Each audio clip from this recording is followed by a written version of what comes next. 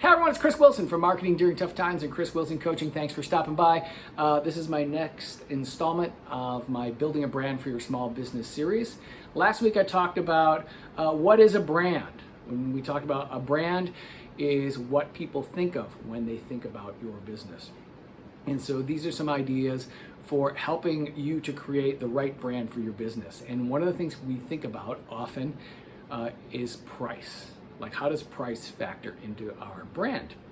And so I was talking to a friend of mine. He is in the performing arts business like me, but he owns a very specific niche. He is a rock band school. So like where you go to learn how to play in a rock band.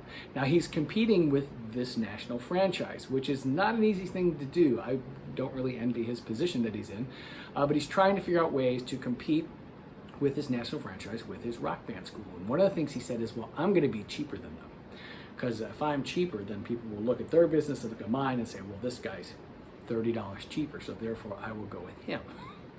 And as we talked about it, I suggested that's not really a great idea. Like, saying you're cheaper isn't a really big selling point.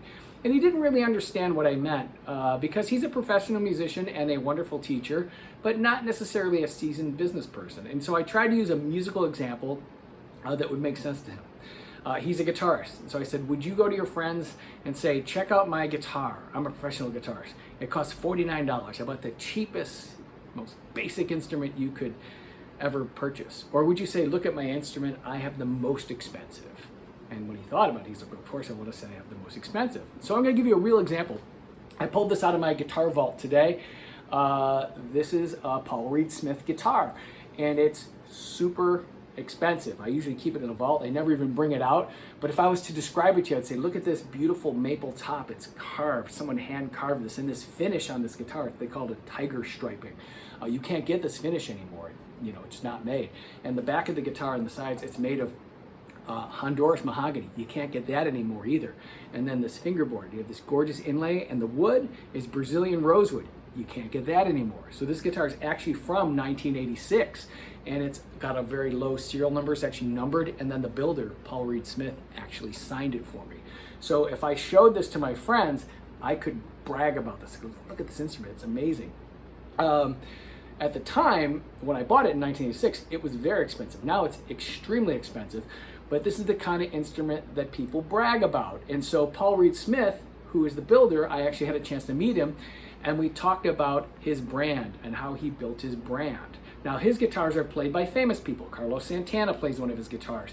John Mayer plays a Paul Reed Smith. And so he understood that he needed to be a luxury high-end brand. So when you buy one of his guitars, you're not buying something that's just a throwaway instrument. This is something that you're gonna pass down to your children and to your grandchildren. This is something that's like a family heirloom. In addition to being a great playing and a great sounding instrument.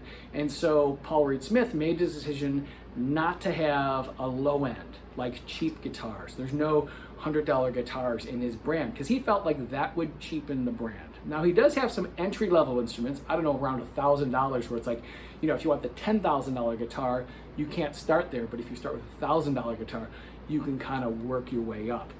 So if we circle back to my friend's rock band school, he needs to think of something that's unique about his business, that's different than the franchise, whatever that would be, and compete on something other than price, because price just isn't going to cut it. Competing as the lowest price, you have two real issues, and this is regardless of your industry.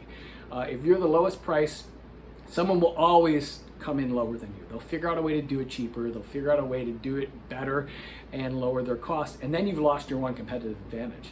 The second thing is, if you're the lowest price, you're attracting people who want the best deal, and so they're not necessarily your best customers. If you buy one of these guitars, you're not buying something that's cheap, you're buying something that's a long-term investment, old school quality.